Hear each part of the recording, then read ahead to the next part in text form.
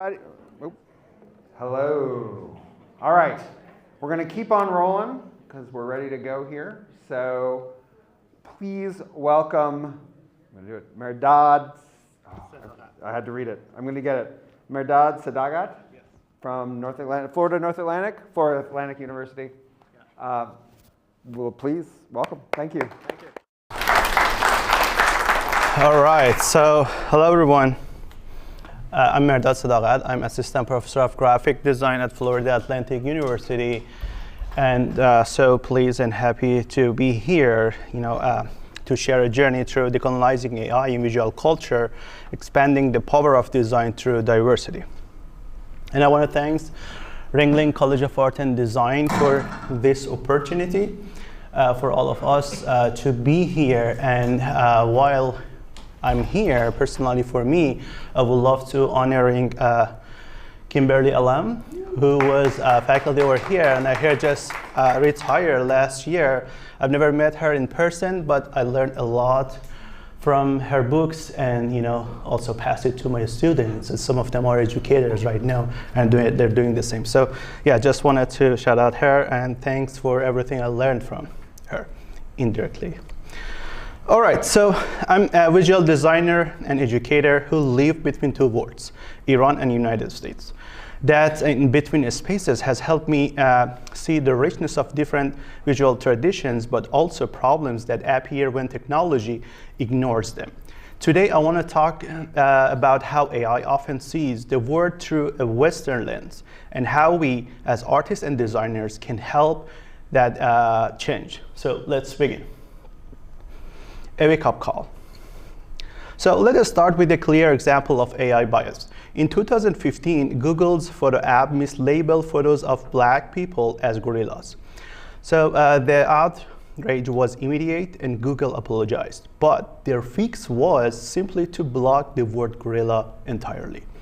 This wasn't just a glitch. It exposed how bias can be built into AI systems themselves. If an AI can mistake people for apes, that tells us a lot about the data behind it. It simply didn't recognize this human racial difference because its training data was too limited. When algorithms learn from a narrow view of the world, they repeat that narrowness sometimes in really harmful ways. And as a designer, and as designers, all of us and artists, if we are not coding the system, that should make us pay attention, because it shapes how the world gets represented.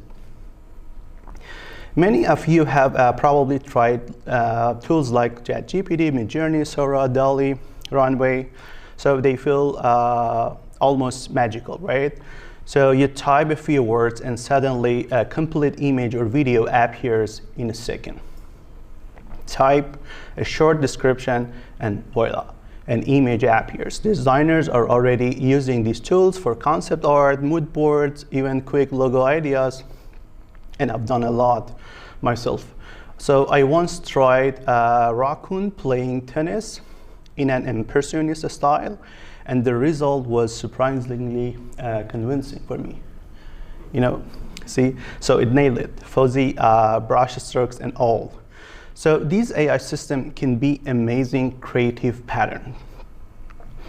They surprise us, they inspire us, but we have to ask, whose imaginations are they drawing from? Are they reflecting diverse audience and cultures, or just repeating same familiar style or pattern?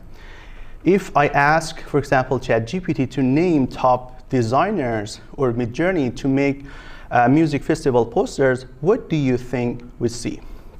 Most likely, Euro-American names and styles. Not because the AI hates diversity, but from Western-heavy training data. To see why that happens, we need to look briefly at how these systems actually learn. By the way, I tried that, to name 5 graphic designers, and as you can see, most of them, all of them are like American and men. So how does an AI like GPT or Midjourney actually create images?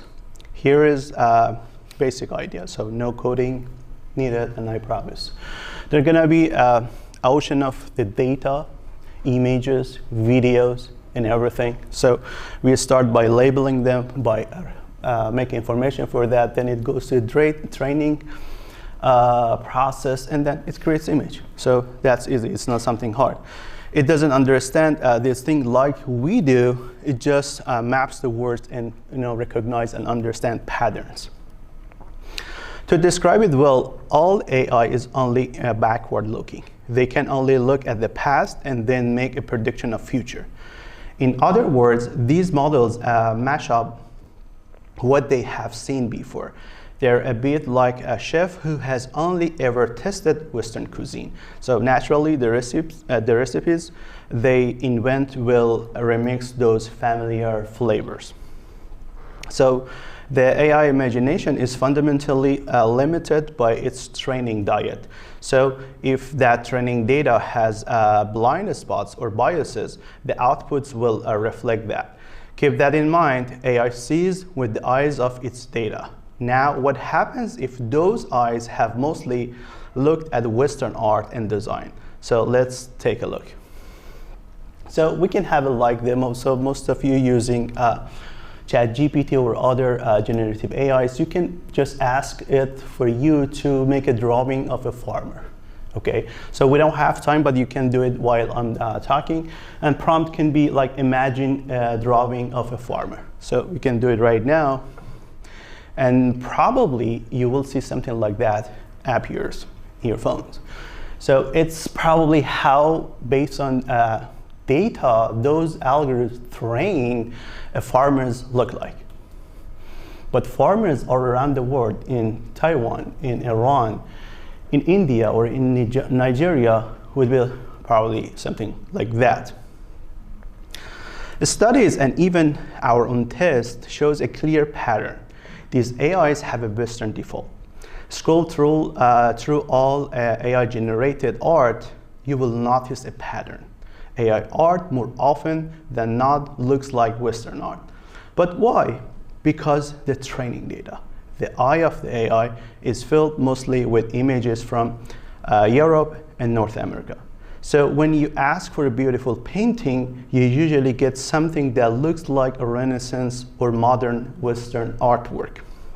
It's not, again, that AI rejects or hates other cultures.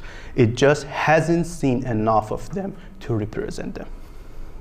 For example, I can add ukiyo-e to get a Japanese wood block look, or a farmer, or Islamic geometric design for that style. But here is the point. They are special order. They are like fine-tuning for that. So it's not the default. It's not its represent every time we are asking for those. So you might be thinking, okay, so the AI has a style bias, but is it really a big deal? So let's consider the consequences of an AI that only really knows one cultural perspective. So challenges could be misrepresentation and offense. We've seen extreme, like Google Photos mislabeling Black people caused by biased data, but subtle from happened too. Early DALL-E showed lawyers as white men and flight attendants as women. So some like a Western stereotypes for them. Or if you ask for scientists or artists, and it often returns to only Europeans, quickly erasing others' contributions. Next challenge would be cultural erasures. When AI images generally have trouble depicting everyday life outside a Western context, it's a form of digital invisibility. A recent study showed that OpenAI's clip model, the one behind DALL-E, struggles with images outside Western or high-income settings. For instance, it's easily recognized a modern kitchen faucet, but fails to identify a family collecting water from a river in a developing country. That means entire ways of life aren't fully represented in its mind. So if a designer in Africa or South Asia use these tools, the AI might not understand their word from fashion to architecture as clearly it's understand Western norms. Next challenge would be reinforcing a colonial aesthetics. Art and design carry cultural values. When AI mostly produces Western style results, it risks creating a kind of algorithmic colonialism, representing one visual story over and over and over. So, as one critic put it, AI art often just perpetuates the colonial ideas that shape our view of art today. The danger is that it could freeze global imagination in a Eurocentric mode, marginalizing other aesthetics. And the last one could be a stifled creativity. From a design standpoint, a monocultural AI is also a less creative AI. If it draws from the same narrow pool, we get endless repeat of familiar themes. I'm remembering a quote I read from Amelia Winger-Berskin, who was among our speakers yesterday, and she was sharing how a student's AI-generated Twilight Sky looked like a 1950s Disney scene, which itself was inspired by a French Rococo. The AI was copying a copy of a copy, so stuck in the same loop. And I have to say that there are millions of sky scenes we will never see if we get into that loop. If we want AI to truly open new design frontiers, we need to feed it more than just the Western canon. So yes, it is a big deal. Bias in AI isn't just a technical issue, it limits creativity and culture. It's like working with brilliant art and design interns who only read one art history book. We can do better by decolonizing AI, expanding and diversifying what these systems learn from. So, what do I mean by decolonizing AI in visual design? The idea comes from addressing historical colonial bias, recognizing and undoing the dominance of one perspective. In AI, that dominance shows up in the data itself. The Western canon has, in sense, colonized the data sets. To decolonize it, we need to broaden those data sets, bringing in visual knowledge and aesthetics from the cultures that have long been underrepresented. It's saying to the algorithm, hey, there are more out than just a Renaissance painting, just the Helvetica or Hollywood imagery. So let's think about a global visual culture: African textile, Persian miniatures, Japanese ukiyo-e, pre-Columbian symbols, Indian typography, and so much more. This isn't just about diversity for its own sake. It's about expanding creativity for everyone. So how do we do that? Let's start with data, curating and feeding AI's new kind of images. And this is where designers and artists can play an active role. I'll share a case study from my own research, a project that brings the design traditions of Islamic world, especially Persian art, into the dialect. It's both personal and practical, a step toward giving AI a broader visual education. So take a look at this image. This is a page from an Islamic manuscript curated centuries ago. Just look at the details, the imagery, how types and image integrated. So there are more examples of those. A different visual logic, specifically when type and image integrated in all of those. So more example for your study. You can see the form of geometry, how type is valued because of some Islamic rules at that time. So coming from Iran and later studying art and design here in the US, I realized something important. Most of the writing and analysis about Islamic visual art comes from a Western lens, often written by people outside that lived experience of that culture. So while I could recognize what they were describing, I also felt a gap, a kind of disconnect. The analysis didn't always capture the cultural and spiritual layers I knew from within. That raised a question for me. How can someone like me, who's lived in both worlds, interpret and decode that visual system in a way that people from both cultures can understand it? So inspired by Nancy Scalos and Thomas Beddle's Type and Image Message book, I began analyzing the structures and patterns behind these words, behind that visual cultures, translating them into a visual language that's more universal. The goal was to distill insight from these non-Western visual traditions. What patterns could we identify, and how those meanings flow from the text to image and back. And also we can see that these visual ideas from old manuscripts aren't locked in the museum. They are still alive and evolving. You can trace their influences in contemporary poster design in Iran today. So by doing this study like that, we can fit AI models that generate a poster that truly reflects Iranian style, not just a mix of the random Middle Eastern motifs it could find online in the internet. In short, when we curate and share our own cultural visual data, we give AI new knowledge to learn from. Iranian design is just one example.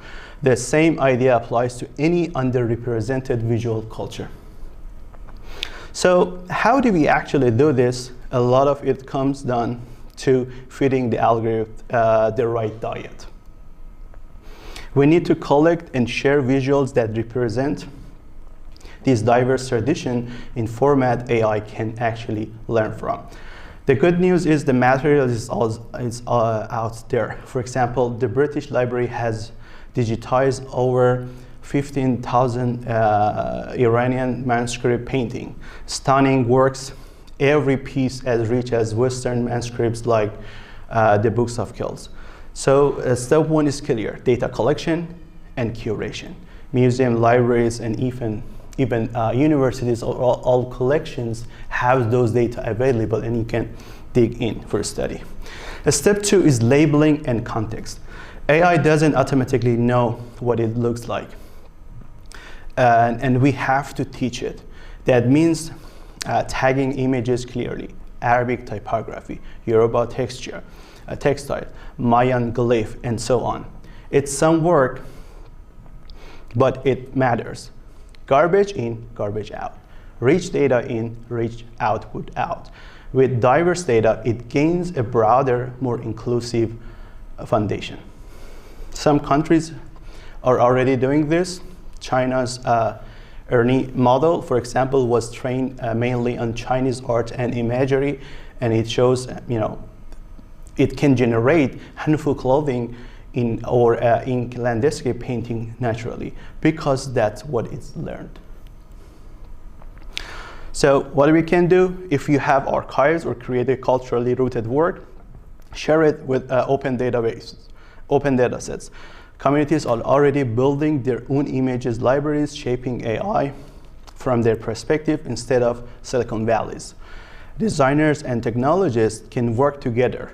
Here, the right material, let's train on this. Even a few quality examples can shift a model's view. The more diverse data, the more creative and inclusive AI becomes. For me, this led to a workshop I developed with Daniela Ewell for students at Florida Atlantic University and the Berkeley School of Communication in Sweden. Together, we explore artwork and visual systems from the Middle East and North Africa, the MENA region, and discussed how to describe their visual principles in precise, respectful language. Students from both sides were divided into groups. Each group collaboratively discussed, analyzed, and wrote captions and metadata for these images, not as outsiders, but as interpreters to build a richer training data sets for generative AI models. Here, part of the workshop we had. I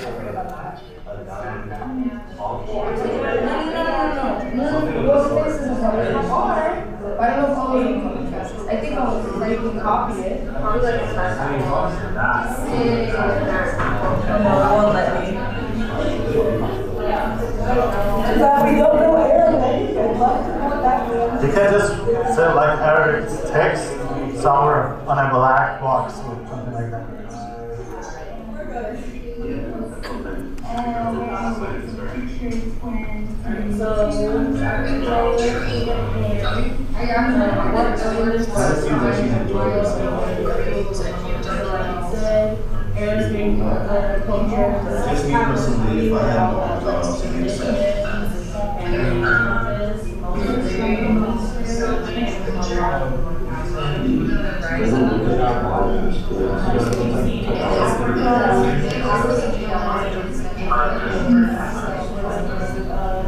Yeah, you see students working together, and they were some of the outcomes. We could generated images based on that data set. We trained together about the monoculture. So you can see some visuals, some even images that generated for us. So designers as active shapers. So as designers, educators, and students, we're not just AI users. We are shaper of it. These tools aren't handed down for above. We can influence how they evolve. We are the experts in visual culture. We understand design, context, and nouns. So our role shouldn't stop clicking to generate. We should have a seat at the table when these systems are being trained and built. So, and there are many references existed about diverse visual cultures all around the world, and we can educate ourselves and pass it to our students, and we have done it before. As designers, when we pushed for web accessibility, the standards evolved. Now it's time to push for cultural inclusivity in AI. It's part of our ethical responsibility. Designers must engage with AI, bringing historical and cultural knowledge into how it learns and creates. If we do that, we can shape technology to reflect the full spectrum of global visual culture. So let's expand our algorithms beyond the Western canon by decolonizing AI. We're not fixing a flaw. We are enriching creativity for all humanity, making design as diverse as the word itself. Thank you.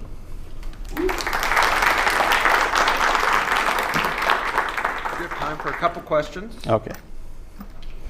We have one, at least one question here, right there. I'm assuming that AI mines the internet for its references. And based on that, I'm thinking if you ask for a farmer, that's English, and it'll give you English references. So one way to circumvent that would be to ask for a translation of farmer into another language and then ask for that. Okay, so it's not about translation. So I'm not a very technical person for the technical perspective to explain that. So the internet is part of that, but it's not all of that. Okay, so and how we can change it, how we can shape it. For example, to have a farmer with the different definitions of the farmer. There should be people like us who have a different perspective to the world, to the objects, to the cultures. Step in and train data sets. So the AI learns from the existing data sets. So all the data sets right now trained by the Western canon. So people from different cultures can step in and enrich that diversity in those data sets. And those data sets could be available for everyone, for every AIs to feed from. Don't you think, though, that just asking for a different word in a different language would open that up to you already?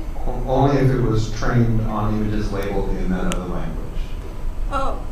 Yeah. So what matters is the text that was attached to the image when it was trained. It doesn't matter. So the translation won't matter. Okay, so the problem is that it's being trained in English. Yeah.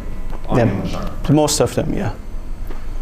That is actually, Robert, we're gonna do the general Q&A. So we'll come back to this. This was amazing. Thank you so much. Thank you very much. Thank you, everyone.